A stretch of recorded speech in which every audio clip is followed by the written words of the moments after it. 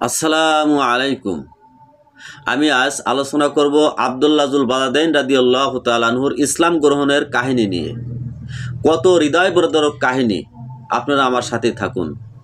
যখন রাসূল করিম সাল্লাল্লাহু আলাইহি ওয়াসাল্লাম মক্কা থেকে হিজরত করে মদিনায় চলে গেলেন, আর তখন আব্দুল্লাহুল বাদাদাইন মক্কায় রয়ে গেল।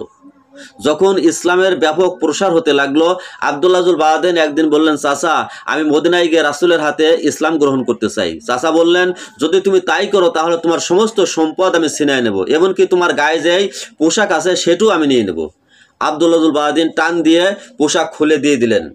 যখন মায়ের কাছে গেছে, মা যখন দেখলেন যে ছেলে উলঙ্গ, তিনি একটা চাদর দিলেন। চাদরকে দুই ভাগ করে এক টুকরা দিয়ে লজ্জাস্থান ডাকলেন, আর এক টুকরা দিয়ে শরীর আবৃত করলেন, মদিনার উদ্দেশ্যে রওনা দিলেন। দিন রাত পরিশ্রম করে যখন মদিনায় পৌঁছালেন, অর্থাৎ ফজরের দিকে তিনি মসজিদে নববীতে পৌঁছালেন। রাসূল করিম সাল্লাল্লাহু আলাইহি ওয়াসাল্লাম সব কাহিনী শোনার পরে তিনি কান্না করে দিলেন এবং তাকে আসহাবে সুফফার সাথীদের সাথে থাকতে দিলেন। আব্দুল্লাহুল বাদাদাইন জোরে জোরে কোরআন তেলাওয়াত করতো। সাহাবারা রাসূলের কাছে বললেন, ইয়া রাসূলুল্লাহ, তার কোরআন তেলাওয়াতের আওয়াজের কারণে আমাদের নামাজের ব্যাঘাত হয়। নবীজি বললেন, তার ইসলাম গ্রহণ অত্যন্ত দামি, তাকে তেলাওয়াত করতে দাও। পরবর্তীতে দেখা গেল তাবুক অভিযানের সময় সব সাহাবারা কম বেশি সাহায্য করছে। আব্দুল্লাহুল বাদাদাইন বললেন, ইয়া রাসূলুল্লাহ, আমি তো কিছুই দিতে পারলাম না, আমি এই যুদ্ধে আমার জীবন দিয়ে দিতে চাই, আপনি আমার জন্য দোয়া করুন যাতে আমি শহীদ হতে পারি। রাসূল করিম সাল্লাল্লাহু আলাইহি ওয়াসাল্লাম হাত তুলে দোয়া করলেন, আল্লাহ, আমি আব্দুল্লাহুল বাদাদাইনের জন্য কাফেরদের অস্ত্র হারাম করে দিলাম, তুমিও হারাম করে দাও। আব্দুল্লাহুল বাদাদাইন আফসোস করে বললেন, ইয়া রাসূলুল্লাহ, আমি চাইলাম কি আর আপনি কি করলেন? রাসূল বললেন, তুমি যদি এখন জ্বরে আক্রান্ত হয়ে মারা যাও তাহলেও তুমি শহীদ হবে।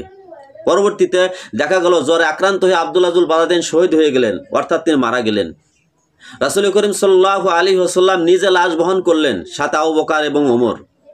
কবরে রাসূল করিম সাল্লাল্লাহু আলাইহি ওয়াসাল্লাম নিজে নামাইলেন এবং তিনি বলতেছেন, হায় আল্লাহ, আমি এখন পর্যন্ত আমার আব্দুল্লাহুল বাদাদাইনের প্রতি খুশি ছিলাম, তুমি আল্লাহ নিজেও খুশি হয়ে যাও।